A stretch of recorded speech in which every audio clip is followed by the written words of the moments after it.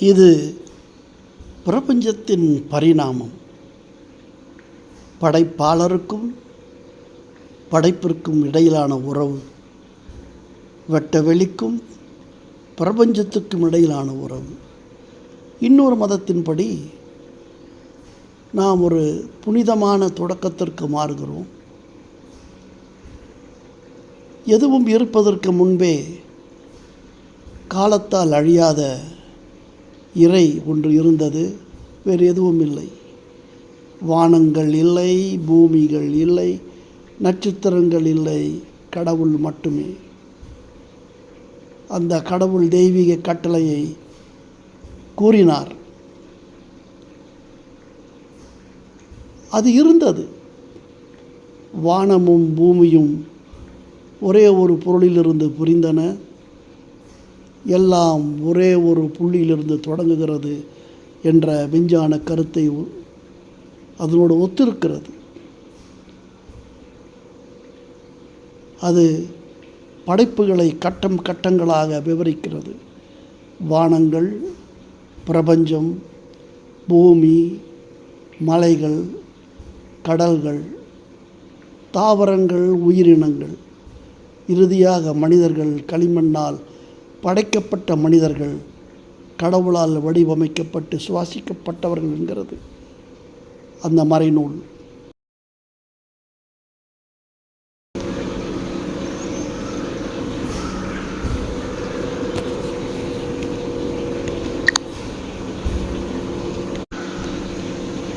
இவைகள் அந்தந்த காலத்தில் அறிஞர்கள் சொல்லிவிட்டு சென்றது. இவை எங்கே சந்திக்கின்றன? இதை நீங்கள் பெரிதாக்கும் பொழுது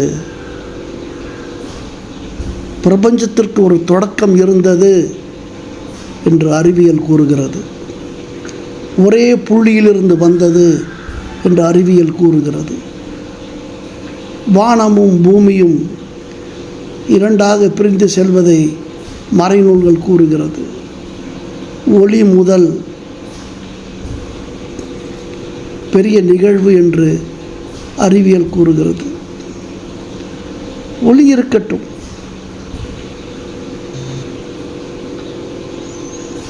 இறைவன் வானங்களை படைத்து அவற்றை ஒளியால் அலங்கரித்தார் என்கிறார்கள். பிரபஞ்சம் விரிவடைகிறது.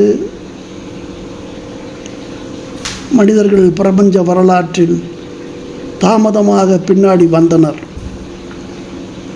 மனிதர்கள்தான் இறுதி படைப்பு என்று அறிவியலும் ஒப்புக்கொள்ளுகிறது. அறிவியல் நமது பிரபஞ்சத்தை நேர்த்தியாக டியூன் செய்கிறது. மதம் அதை வடிவமைக்கப்பட்டது வெவ்வேறு மொழிகளில் வெவ்வேறு விதமாக. நீங்கள் எதை நம்பினாலும் எதை ஆராய்ந்தாலும் அவை அனைத்தும் ஒரு சக்தி வாய்ந்த உணர்தலுக்கு வழிவகுக்கிறது. பிரபஞ்சத்திற்கு ஒரு ஆரம்பம் இருந்தது. எப்படியோ அந்த ஆரம்பம் உங்களுக்கு வழிவகுத்தது. அந்த ஆரம்பம் வெட்டவெளி.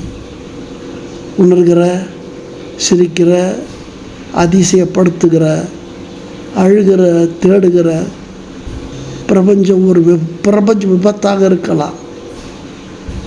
ஒருவேளை அது தெய்வீக உயிரினத்தின் வேண்டுமென்று படைத்த படைப்பாக இருக்கலாம். நீங்கள் இங்கே இருக்கிறீர்கள். பழமையான கேள்வியை கேட்கும் அளவுக்கு உயிருடன் இருக்கிறீர்கள். இதெல்லாம் எங்கிருந்து வந்தது? ஒருவேளை உண்மை இதுதானோ? பிரபஞ்சம் என்பது நாம் உள்ளே வாழும் ஒன்று மட்டுமல்ல, நாம் இன்னும் படிக்க கற்றுக்கொண்டிருக்கும் ஒரு கதை, தொடர் கதை. அந்த கதையின் ஒரு பகுதியாக நீங்கள் இருக்கிறீர்கள். பிரபஞ்சம் ஒரு ஓடிக்கொண்டே இருக்கின்ற விரிவாக்கம். அது தெய்வீகம் என்ற வார்த்தையில் தொடங்கினாலும் அதன் தொடக்கம் எல்லா இருப்பிலும் மிகவும் வியத்தகு தருணமாகும். எப்படியோ சாத்தியமற்ற அந்த தருணம் விண்மீன்கள், திரள்கள், நட்சத்திரங்கள், பூமி, வாழ்க்கை, மனிதகுலம் என்ற இந்த வார்த்தைகளை கேட்க வழிவகுத்தது. அன்பர்களே, இது சிந்திக்க வேண்டிய சமாச்சாரம். அப்படி சிந்திக்கும் பொழுது பிரபஞ்சம் எவ்வாறு தோன்றியது என்பதை பற்றிய மட்டுமல்ல,